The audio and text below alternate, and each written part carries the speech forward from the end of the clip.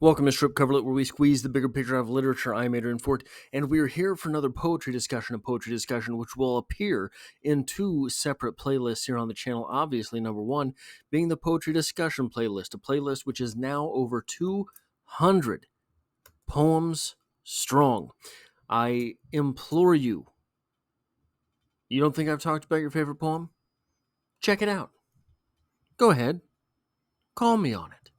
But number two, the Emily Dickinson playlist, a playlist of poems by Emily Dickinson, and that playlist is now over 50 videos long. But real quick, before we get into this, if you find yourself here by chance, but not designed, consider hitting the subscribe button, because literature is the only thing that I talk about on this channel, dropping multiple videos every week, and poetry on Mondays for sure. And if you want to help me out with what I'm doing on this channel, hitting the like button does the trick, because it tells YouTube to share this video with other literature lovers. Now we are here for a poem called I Taste a Liquor Never Brewed by Emily Dickinson, and it reads as such. I taste a liquor never brewed, from tankards scooped in pearl. Not all the vats upon the Rhine yield such an alcohol. Inebriate of air am I, and debauchee of dew, reeling through endless summer days from inns of molten blue. When the landlord turned the drunken bee out of the foxglove's door, when butterflies renounce their drams, I shall but drink more. Till seraphs swing their snowy hats, and saints to windows run, to see the little tippler leaning against the sun. Now, a good deal of the discussion that you will find on this poem is around this first stanza. Now, this is true of a lot of Emily Dickinson poems. Emily Dickinson, I dare say, I dare conject, I dare add to the conversation. Emily Dickinson has the greatest opening lines in all of poetry, perhaps in all of English language. I taste a liquor never brewed. Where do you get that from? From whence that creature springs? But a lot of the conversation about this poem circles around the idea of tasting a liquor never brewed, meaning tasting something imaginary. Tasting something imaginary. It's a liquor that's never been brewed. How can you taste it? You can't. I want to get pedantic. You want to get pedantic? Let's get pedantic. You ever dance with the devil in the pale moonlight? I ask that of all my prey. I just like the sound of it. I taste a liquor never brewed. Brew. What is brew? Verb. Brew. Third person present brews. Past tense brewed. Past participle brewed. Gerund. Or present participle brewing. 1. Make beer by soaking, boiling, and fermentation. Okay, well, that makes sense. We know what that means. But I get pedantic for this reason. Fermentation. Well, let's go to handy Wikipedia and figure out what fermentation is. Fermentation is a metabolic process that produces chemical changes in organic substances through the action of enzymes.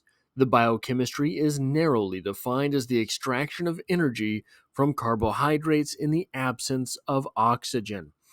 In food production, it may more broadly refer to any process in which the activity of microorganisms brings about a desirable change to a foodstuff or beverage. The science of fermentation is known as zymology. So, I taste a liquor never brewed is not.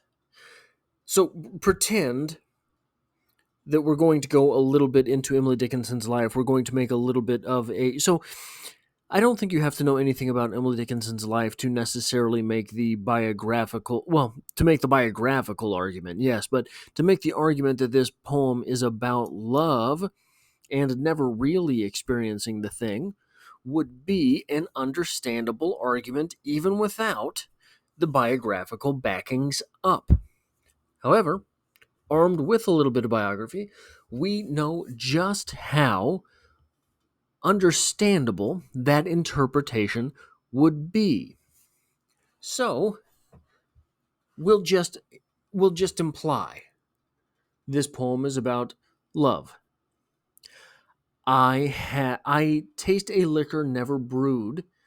I am experiencing a love that is never experienced, is the way that it is so often played off. But being pedantic, getting into the meaning of things, I taste a liquor never brewed does not suggest that the thing itself is entirely absent, that this is an imaginary love. In fact, what it implies is something so much sadder than that. And so that is, if we are taking this overarching metaphor to be of love, it could be anything. It can be anything you want.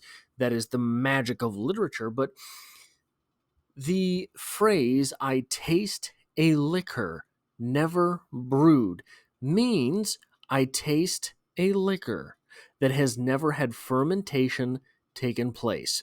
Meaning, I taste a liquor for which I have all of the active ingredients. I have everything that you need. I have.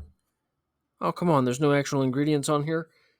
I have all the Coors and all the light. I don't have the Coors Light. I have the wheat and the hops. I have the vats for distilling. I have all of the tankards. I do not have the liquor itself. The liquor is composed by me. The liquor is the thing that I am not contributing so much as necessitating, I guess I could say. So this speaker here will stick with the idea of love. We'll stick with the idea that this is an unrequited love poem. I experience this love, which is inebriating. I experience this love, which drives me out of the sensible mind. Tasting liquor, getting drunk. I am drunk on this love that has never been brewed, I am drunk on this alcohol that has never become alcohol. You might speak of love. You might speak of liquor. I speak of being drunk while chewing on the wheat and the barley. I don't need the distillation. I don't need the fermentation. I do not need those things which substantiate alcohol being alcohol. I don't need those things. What I have the power to taste, what I have the ability to feel, these being the same things through the metaphor, what I have the power to taste, what I have the ability to feel, in the complete lack of the process which makes it real to most people, in the lack of that fermentation, I still have the alcohol. In the lack of those moments alone, in the lack of staring deeply into your eyes, in the lack of that feeling of waking up next to you, I have that love. Those things are real to me already. I don't need the liquor. I've done it all right here. That is all I have for this poetry discussion. If you enjoy what you see here, hitting the like button does me a lot of good. It tells YouTube to share this video with other literature lovers. And if you find yourself here by chance but not design, consider hitting the subscribe button in order to stick around for more, because there's more poetry on the way, and I hope to have you back for the next one.